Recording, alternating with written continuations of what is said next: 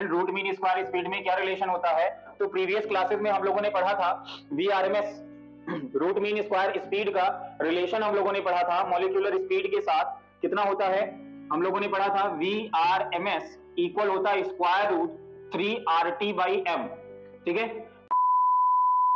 3RT upon M1 into M2 upon क्या हो जाएगा बच्चे 3RT। तो 3RT से 3RT हमारा क्या हो गया, कैंसल आउट हो गया। तो यहां पर हमारा रिलेशन आया for two gases V1 RMS। Hello बच्चों, आज मैं आप लोगों के लिए लेकर आया हूं relation between root mean square speed and molecular weight. Molecular weight हम लोगों ने पढ़ा था VRMS इक्वल होता है square root 3RT by M. ठीक है, जिसके बेसिस पर हम लोगों ने प्रूव किया था कि root mean square speed directly proportional to the absolute temperature. ठीक है, चलिए तो यहां पर हम लोग कंसीडर करते हैं, let us consider two gases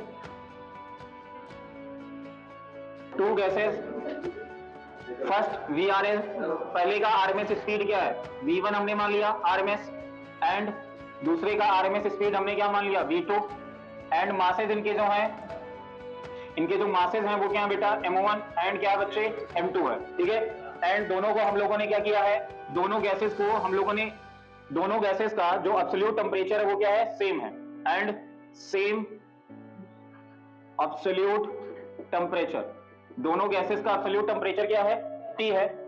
again I am repeated, let us consider two gases. First gas का आरएमएस स्पीड कितना है V1 आरएमएस, दूसरे का है V2 आरएमएस। पहले गैस का मास जो है वो क्या है M1 है, एंड दूसरे गैस का मास क्या बेटा M2 है, और दोनों को हम लोग क्या कर रहे हैं सेम एब्सोल्यूट टेंपरेचर पर क्या कर रहे हैं हीट कर रहे हैं। तो यहां पर हमें पहले गैस के लिए जो VRMS मिलेगा ये इक्वल होगा स्क्वायर रूट 3RT अपॉन क्या हो जाएगा M1 हो जाएगा, एंड दूसरे गैस के लिए हमें क्या मिलेगा V2 RMS इक्वल हमें क्या मिलेगा स्क्वायर रूट 3RT बाई क्या हो जाएगा M2 हो जाएगा। ये हमारा क्या हो गया इक्वेशन 1 मान लेते हैं, इसको इक्वेशन 2 मान लेते हैं। इक्वेशन 1 को 2 से हम लोग क्या करेंगे बच्चों डिवाइड करेंगे, तो V1 RMS upon V2 RMS की जो वैल्यू हमारी निकल कर आएगी ये आएगी स्क्वायर रूट 3RT अपॉन क्या है M1, और यहां पर क्या है स्क्वायर रूट 3RT बाई क्या बच्चे M2 है। चलिए 4 अपॉन में हो गया 3RT अपॉन क्या लिखेंगे इसको M1 इंटू क्या लिखेंगे स्क्वायर रूट M2 अपॉन हमारा क्या हो जाएगा 3RT। ठीक है, दोनों को सेम स्क्वायर रूट में हम लोग लिख लेते हैं। तो यहां पर हमारा निकल कर आएगा V1 RMS upon V2 RMS equal क्या हो जाएगा square root 3RT upon M1 into M2 upon क्या हो जाएगा बच्चे 3RT। तो 3RT से 3RT हमारा क्या हो गया कैंसल आउट हो गया। तो यहां पर हमारा रिलेशन आया for two gases V1 RMS upon V2 RMS equal square root M2 upon M1। Now this relation is represent the relation between root mean square speed and molecular weight. ठीक है, तो यहां से एक चीज क्लियर होती है कि now root mean square speed is directly proportional to the square root of molecular weight. चलिए तो इस रेशियो से हमारा क्या क्लियर होता है, the ratio of root mean square speed of molecules of two different gases at the same temperature is inversely proportional to the square root of their molecules weight। चलिए आगे कंटिन्यू हम लोग करते हैं। ओके, नेक्स्ट हमारा relation between temperature and molar kinetic energy. Temperature and molar kinetic energy में क्या relation है इसको हम लोग डिस्कस करने जा रहे हैं। तो इसके लिए हमने कंसीडर किया है कि 1 मोल ऑफ गैस जिसका मास क्या है बेटा कैपिटल M है, and mean square speed of its molecule जो है वो V मीन स्क्वायर है।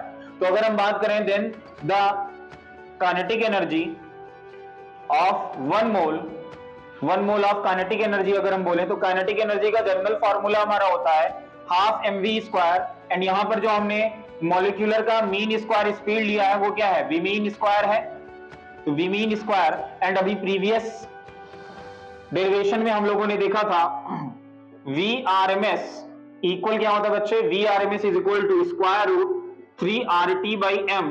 तो अगर मैं यहां से स्क्वायर रूट हटाता हूं तो इधर हमें क्या लेना पड़ेगा स्क्वायर।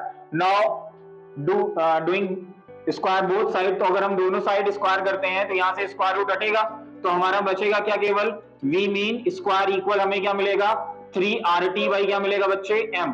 तो at the position of V mean square हम क्या लिख सकते हैं, तो at the position of V mean square हम लोग लिख सकते हैं क्या 3RT बाई M। तो 3RT by m, now mm cancel out, तो हमें क्या मिला, काइनेटिक एनर्जी ऑफ 1 मोल हमारा निकल कर आया कितना, 3/2 RT निकल कर आया। क्या निकल कर आया बच्चे, 3/2 RT। तो this is the kinetic energy of 1 मोल। लेकिन हमें कैलकुलेट करना है मोलर काइनेटिक एनर्जी। तो अगर हम 1 मॉलिक्यूल की काइनेटिक एनर्जी कैलकुलेट करें तो हमें पता है कि इन अ 1 मोल जो नंबर ऑफ मॉलिक्यूल्स होता है वो अवोगाड्रो नंबर के इक्वल होता है। तो if this kinetic energy of 1 mole is divided by Avogadro number, तो ये हमें क्या देगा बच्चे, एक मॉलिक्यूल की काइनेटिक एनर्जी को देगा। तो एवरेज काइनेटिक एनर्जी ऑफ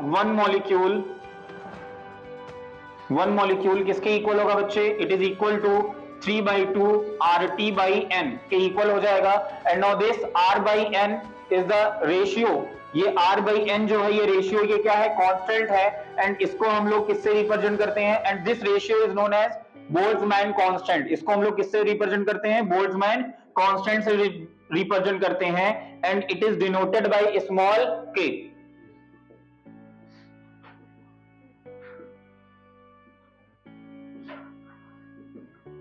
चलिए, तो R by n जो है बेटा ये किस रेशियो को रिप्रेजेंट करता है, बोल्ट्जमैन कांस्टेंट को रिप्रेजेंट करता है। तो average kinetic energy of 1 molecule of gas जो हमें मिलेगा, average kinetic energy of 1 molecule हमें क्या मिलेगा, at the position of R by n हम क्या ले लेंगे, स्मॉल k, ये हमारा आएगा 3/2 kT। तो this is the average kinetic energy of 1 molecule. ठीक है, या हम कह सकते हैं this is the relation between kinetic energy, molecular kinetic energy and temperature. Okay, thank you for watching this video.